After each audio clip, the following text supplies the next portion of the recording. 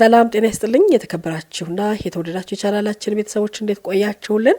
ዛሬም እንደተለመደ ሁሉ ለእናንተ ለቻናላችን ቤተሰቦች ይጠቅማሉ ያልናቸውን መረጃዎች ይዘን መተናል። አብራችሁን ቆዩ። ይህንን ቻናልም ሰብስክራይብ አድርጉ የአክብሮት ግብዣችን ነው። የዛሬው ጉዳያችን ለሁላችሁም ቢሆን ለቻናላችን ቤተሰቦች በሙሉ የማንቂያ ደውል የጥንቃቄ መልእክትም ጭምር ያዘለ ነው። በተለይ ብራችሁን በባንክ ያስቀመጣችሁ ሰዎች በጣም ጥንቃቄ ማድረግ እንዳለባችሁ ብር በመታስገቡበት በመታወጡበት ሰዓት በማንኛውም ሰዓትም ቢሆን ቴክስት የማይደርሳችሁ ከሆነ ለምን አልደረሰንም ብላችሁ የመጠየቅ ልምድ የምታዳብሩበትና የማንቂያ ደወል ያዘለ መልእክት ነው። በተለይ ከባንክ ብራችሁ የተወሰደባቸው ሰዎች ሐሳባቸውን ሰጥተዋል። የወንጀል መርማሪው ፖሊስም ጉዳዩን ደርሰንበታል ሲል ሐሳቡን አጋርቷል። እነዚህ ሁሉ ይዘን መተናል። አብራችሁን ቆዩ። በድጋሚ ይህንን ቻናልም ላይክ፣ ሰብስክራይብ ማድረጋችሁን አትዘንጉ። በቀጥታ ወደ ጉዳዩ እንሻገራለን። አካውንቴ ላይ ብር ተቀናሽ እያደረገ አካውንቴን ብር ነው ያወጣብኝ። ያወቅኩትም ያው ከዚህ ከፖሊስ መምሪያ ሲደወልልኝ ነው። እነሱ አልነገሩኝ። የወጣብኝ 465,000 ብር ነው ያወጣብኝ። ከተበዳይ አንደኛዋ ወይዘሮ ፋሲካ ዮሴፍ የምትባል ደንበኛ ገንዘብ ወጪ ለማድረግ ቅርንጫፍ ትመጣለች። ቅርንጫፍ መታ 2500 ብር ወጪ ያደርጋ ከዛ ደብተሯ ላይ ሲጻፍ ቀንሶ ተጻፈ።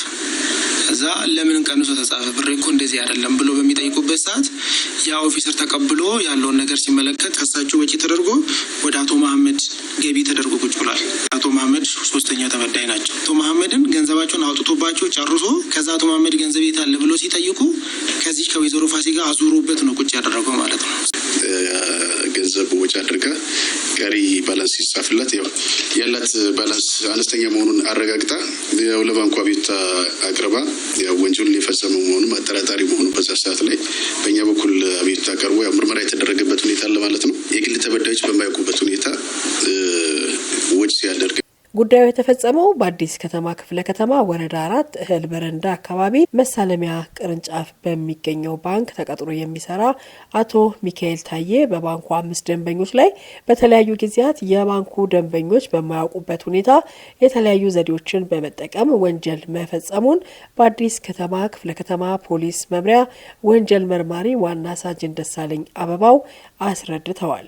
ግለሰቡ ከ5 የግል ተበዳዮች ላይ በእናቱ ስም ለዚሁ ዓላማ እንዲውል ያወጣው አካውንት እየተጠቀመ የሰው ገንዘብ እያስተላለፈ የነበረ የባንክ ሰራተኛ በቁጥጥር ስር ውሏል። እንግዲህ በተለያዩ ጊዜያት ገንዘብ ወጪ በማድረግ ሲጠቀም ከአንድ የግል ተበዳይ ከ400,000 ብር በላይ በመውሰድ የደንበኛው አካውንት ባዶ ሆኖ ታገኘዋለች። ከዚያም ደግሞ እሷ ስትጠይቅ ከሌላ አካውንት ወደ እሷ አካውንት ያስተላልፋል። ደግሞ ያኛው ሲጠይቅ ከሱም ደግሞ ወደ ሌላ አካውንት ያስተላለፈ እንደዚሁ ያጭበረበረ የቆየ የባንክ ሰራተኛ ነው። ጉዳዩ በሕግ ከለላ ስር ውሎ እየተጣራ ቆይቶ ውሳኔ እንዳገኘ አዲስ ፖሊስ ዘግቧል። በዚህ ጉዳይ ላይ መርማሪው ምን አሉ? አስከትለን አድምጠን እንመለሳለን። ከሂሳብ ወደ ሂሳብ በሚያስተላልፍበት ሰዓት ላይ አጭር የጽሁፍ መልእክት ሜሴጅ እንዳይደርሳቸው በማድረግ እነሱ በማያውቁበት ሁኔታ ገንዘቡን ሲያስተላልፍ እንደነበረና በተጨማሪም እነሱ ሳይቀርቡ የቀረቡ በማስመሰል ፊርማቸውን አመሳስሎ በመፈረም በጥሬ ገንዘብ ወጪ በማድረግ በአጠቃላይ ከ5ቱም የግል ተበዳዮች 1,781,316 ብር ከ25 ሳንቲም በተለያየ ጊዜ በካሽ በጥሬ ገንዘብ ወጪ በማድረግ እንዲሁም ወደ እናቱ ስም በከፈተው አካውንት ላይ አስተላልፏል። በዚህ ሰዓትም የግል ተበዳዮች ገንዘቡን ወጪ በሚያደርግበት ሰዓት ላይ እውቅና የሌላቸውና የአጭር የጽሁፍ መልእክት ወይ ሜሴጅ እንዳይደርሳቸው በማድረግ ወንጀሉን ሲፈጽም የነበረ መሆኑን በምርመራ ሂደት ግኝት የተገኘ ሁኔታ አለ። እንግዲህ የግለሰብ በእንዲህ አይነት ሁኔታ ረጅም ጊዜ ቆይቷል። ነገር ግን በአንድ አጋጣሚ ግለሰቧ ያስቀመጡትን ገንዘብ ለማውጣት በሚሄዱበት ጊዜ የተጻፈላቸው የገንዘብ መጠን ካስቀመጡት በታች ይሆናል። የኔ ገንዘብ ይሄ ብቻ አይደለም ብለው ጥያቄ በሚያነሱበት ጊዜ ኃላፊዎቹ ይህን ጉዳይ ሲከታተሉ ይቆያሉ። ከዛም ደግሞ ከሚመለከታቸው የሕግ ባለሙያዎች ጋር በመሆን ጉዳዩ ተጣርቶ እውነት በመሆኑ ይህ ግለሰብ በቁጥጥር ስር ውሎ ጉዳዩ እየተጣራ ተገኝቶ አሁን በቁጥጥር ስር ውሎ እርምጃ ተወስዶበታል።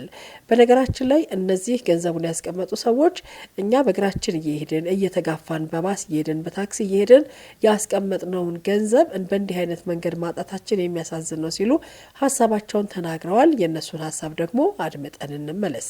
ያለኝ ፍቃድ ከወደ ሌላ ሰው ትራንስፈር ተደርጓል።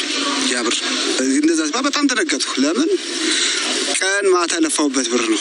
ለልጆቼ ዳቦ ራሴ ወይ ቆሎ በልቼ እንትን ሊሆን ውሃና ቆሎ ፍልቼ ሊሆናል እንደ ሰው መዝናት ተፈልግታ ለፍቼ ያገኘሁት ብር ነው። እዛ ሰዓት በጣም አስደነገጠኝ። እኔ በእግሬ እየሄድኩ በታክሲ የተጋፋው እንዴት ብር የለም ይባላል። ባንኩ ከኔ በላይ አምኜው ነው ያስቀመጥኩበት። አካውንቴ ላይ ብር ተቀናሽ እያደረገ አካውንቴን ብር ነው ያወጣብኝ። ያወቅኩትም ያው ከዚህ ከፖሊስ መምሪያ ሲደወልልኝ ነው። እነሱ አልነገሩኝ። የወጣብኝ 465,000 ብር ነው ያወጣብኝ። እኔ በጣም ተናድጃለሁ። ማለት የሰራሁት እኔ ልብስ ሳልቀይር ጫማ ሳልቀይር ነው ለመለወጥ ብዬ ነበር የሰራሁት። እንደዛ ወሰደው ሲባል እኔ በጣም ነው የተናደድኩት። አልቅሻለሁ ሁላ። የተከበራችሁ የቻናላችን ቤተሰቦች እናንተስ ምን ጥንቃቄ ታደርጋላችሁ? ገንዘብ በምታወጡበት በምታስገቡበት ሰዓትስ በትክክለኛው መንገድ ቴክስት ወደ ሞባይላችሁ መግባቱን ታረጋግጣላችሁ? ይህ አንደኛው የማንቂያ ደወል ነው። ለማንኛውም የጥንቃቄው መልእክት ለሁላችሁም ይጠቅማችኋል ብለን አቅርበነዋል። የመርማሪውን መልእክት እንደዚሁም ደግሞ የህግ ባለሙያን አስተያየት አድምጠን ተመልሰን እንገናኝ። ከ7 ዓመት እስከ 15 ዓመት እና ከ10 ሺህ ብር እስከ 100 ሺህ ብር ለመድረስ በሚችል የገንዘብ መቀጮ እንዲሁም ጽኑ እስራቱ ያስቀምጣል። ክብራትና ክብራን የቻናላችን ቤተሰቦች አብራችሁን ስለነበራችሁ ምስጋናችን ከልብ ነው። ይህንን ቻናል ላይክ፣ ሰብስክራይብ ማድረጋችሁ እንዳትዘነጉ እናስታውሳለን።